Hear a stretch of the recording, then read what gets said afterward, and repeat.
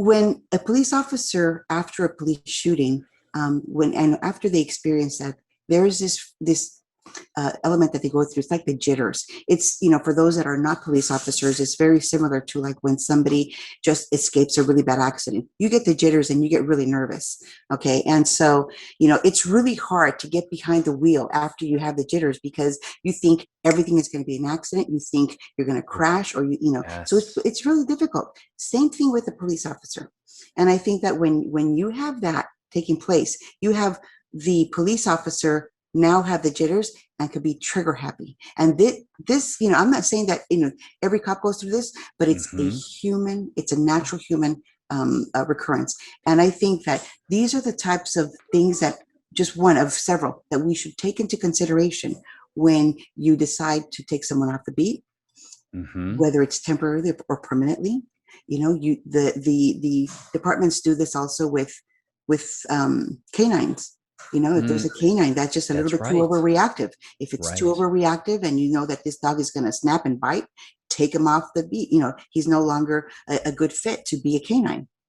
Yes. And it seems like, my goodness, as we look back on this with the benefit of 2020 hindsight, and you look at how these instances, like you say, you almost get an accident, you get that like adrenaline dump, and that gives you the jitters. It's the same thing when you're driving and the lights come on in your rearview mirror, and everybody gets that little perk. I still get it. And imagine that happening multiple times a day and how that's going to wear on you over the course of days and weeks and months.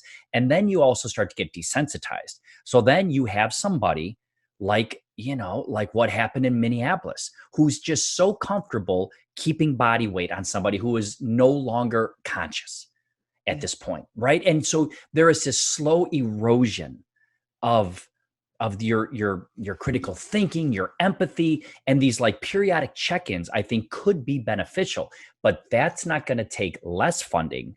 That's going to take more funding. And do you think society has the stomach to put more money towards policing?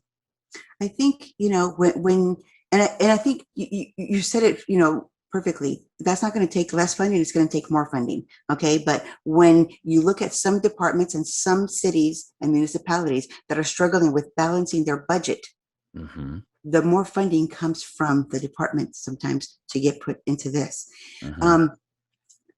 As a result, I saw, and I'm seeing now that departments are suffering with,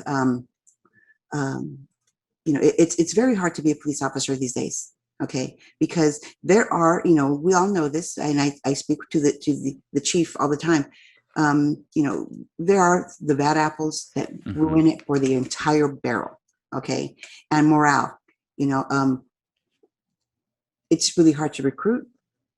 It's really hard to, to get that community support. And in doing so, you have folks that are you're not hiring fast enough for the folks that are leaving right now. Yes. Okay.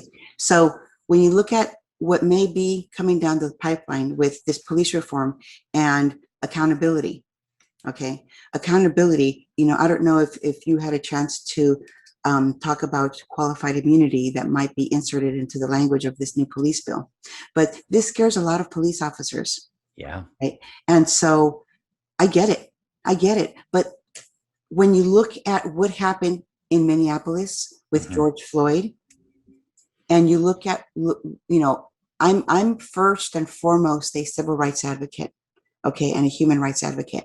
And when I see what happened, and I saw that, the need for justice, I know that there was a conviction, right? A police officer was convicted, criminally charged and convicted. But was that really the justice? And then there was the monetary settlement, the civil rights settlement, right? But what is justice? Justice should really look like accountability, right? And so that is where, how do you insert accountability? Because,